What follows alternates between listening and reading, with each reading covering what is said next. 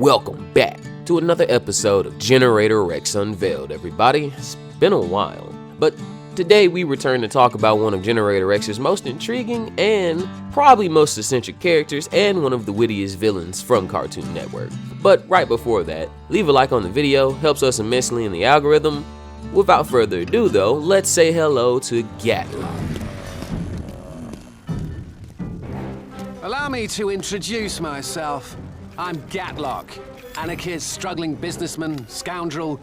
Okay, that's a lie, I'm not struggling.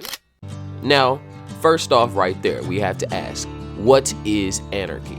Anarchy is defined as a state of disorder due to absence or non-recognition of authority or other controlling systems, and also the organization of society on the basis of voluntary cooperation without political institutions or hierarchical government.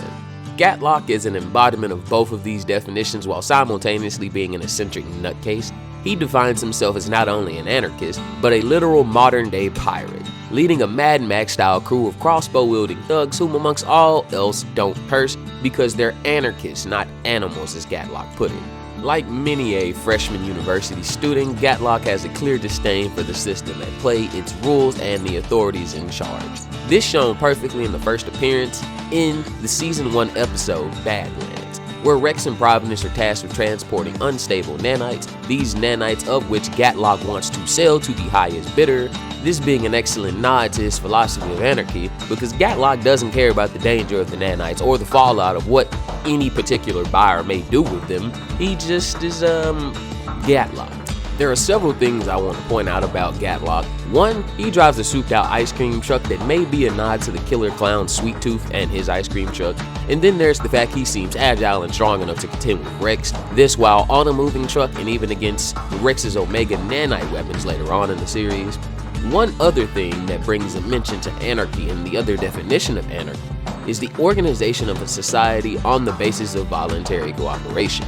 We see that Gatlock is always trying to either recruit new gang members or form some sort of group. Every time he sees Rex, literally offers him a job or a spot on his crew right then and there.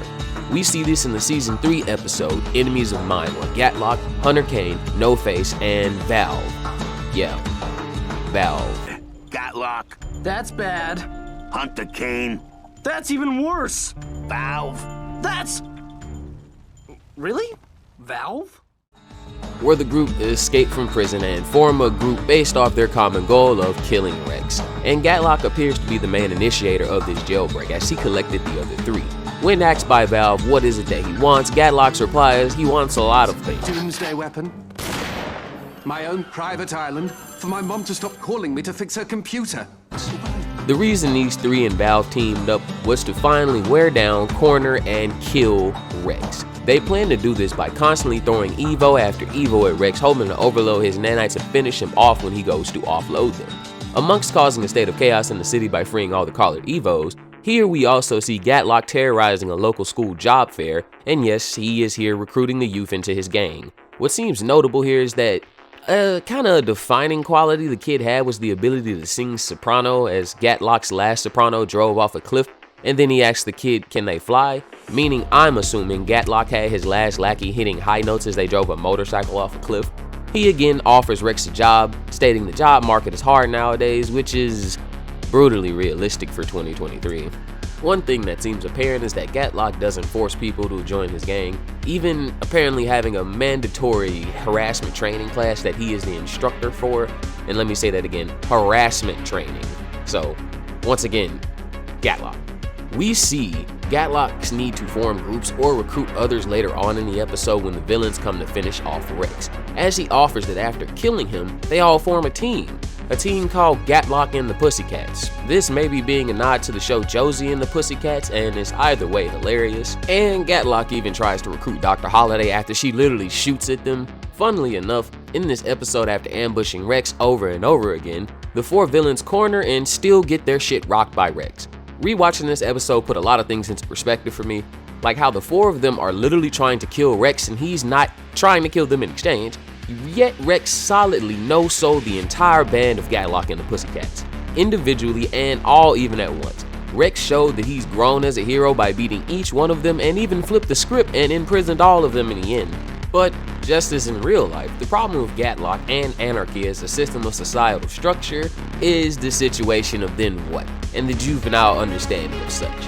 Even amongst everything the villains did, it was all cleaned up by Rex, Six, and Bobo. Their plan to kill Rex was a diversion from Black Knight so she could secure another meta nano.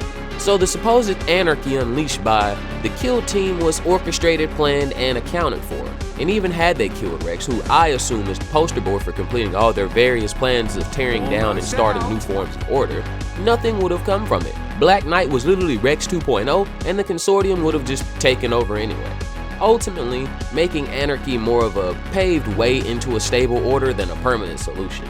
But I'll end the analysis there. Gatlock, like I said, only gets 2 episodes, which was a crime against humanity because out of all of Rex's villains, I thoroughly enjoyed his eccentric nature the most. Last thing, he also seems to either be wearing a mech suit or is enhanced in some way, because not only can he still fight Rex on even grounds, Rex threw this man pretty high into a wall and his reaction was...